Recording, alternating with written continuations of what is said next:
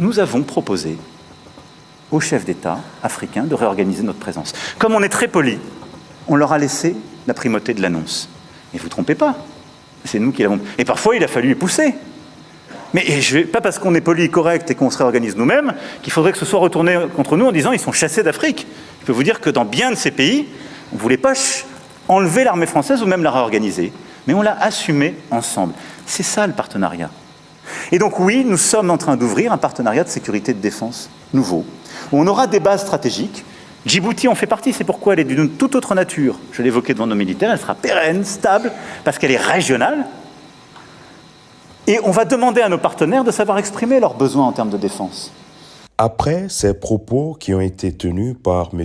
Emmanuel Macron, président actuel de la France, des propos concernant le retrait des bases militaires françaises dans les pays africains, notamment le Sénégal, la Côte d'Ivoire, le Tchad, des propos que M. Ousmane Sonko juge erronés et il est venu dans un post sur sa page officielle en disant ceci. Le président Emmanuel Macron a affirmé aujourd'hui que le départ annoncé des bases militaires françaises aurait été négocié entre les pays africains qui l'ont décrété et la France. Il poursuit en estimant que c'est par simple commodité et par politesse que la France a consenti la primeur de l'annoncer à ces pays africains.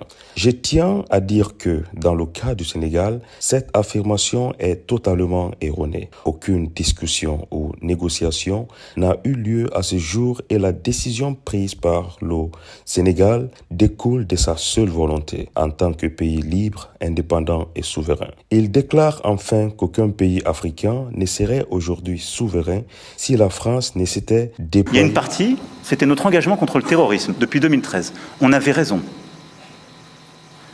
Je crois qu'on a oublié de nous dire merci. C'est pas grave, ça viendra avec le temps.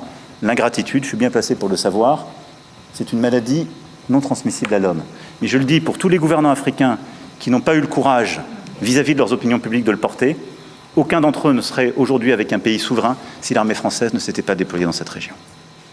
Et j'ai une pensée émue pour nos soldats qui, parfois, ont donné leur vie et pendant des années se sont battus. Nous avons bien fait. On est parti parce qu'il y a eu des coups d'État. Parce qu'on était là à la demande d'États souverains qui avaient demandé à la France de venir. À partir du moment où il y a eu des coups d'État, où les gens ont dit « notre priorité, c'est plus la lutte contre le terrorisme, c'est ceci ou cela qu'importe », la France n'y avait plus sa place, parce que nous ne sommes pas les supplétifs de putschistes. Donc on est parti. Constatons que la France n'a ni la capacité ni la légitimité pour assurer à l'Afrique la sécurité et sa souveraineté. Bien au contraire, elle a souvent contribué à déstabiliser certains pays africains comme la Libye avec des conséquences désastreuses notées sur la stabilité et la sécurité du Sahel. C'est enfin le lieu de rappeler au président Macron que si les soldats africains, quelquefois mobilisés de force, maltraités et finalement trahis, ne s'étaient pas déployés lors de la Deuxième Guerre mondiale pour défendre la France, celle-ci serait peut-être aujourd'hui encore allemande. Ça, c'est les propos de M. Ousmane Sonko, président du PASTEF, Premier ministre actuel du gouvernement sénégalais. Mais je le dis pour tous les gouvernants africains qui n'ont pas eu le courage, vis-à-vis de leurs opinions publiques, de le porter, aucun d'entre eux ne serait aujourd'hui avec un pays souverain si l'armée française ne s'était pas déployée dans cette région. En écoutant M. Emmanuel Macron, président actuel de la France, on l'entend clairement qualifier les pays africains d'ingrats et que si la France n'avait pas intervenu dans plusieurs pays africains, on n'allait pas parler aujourd'hui d'État souverain en faisant allusion aux opérations Barkhane qui s'étaient tenues au Mali et plusieurs autres opérations. Mais ce qu'il faut dire, c'est qu'on a des interviews qu'on a écoutées qui nous prouve qu'au contraire, que c'est la France qui continue à déstabiliser plusieurs pays africains. Vous le savez déjà, des gens qui nous aident à comprendre la politique actuelle et surtout la géopolitique, des gens comme M.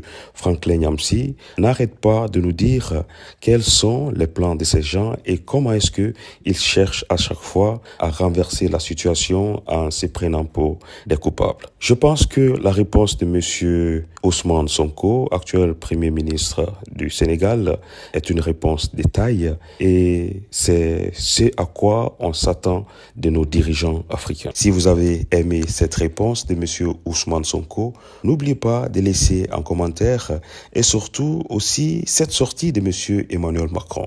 Ça nous prouve à quel point qu'ils ont un mépris pour l'être noir et surtout pour le continent africain.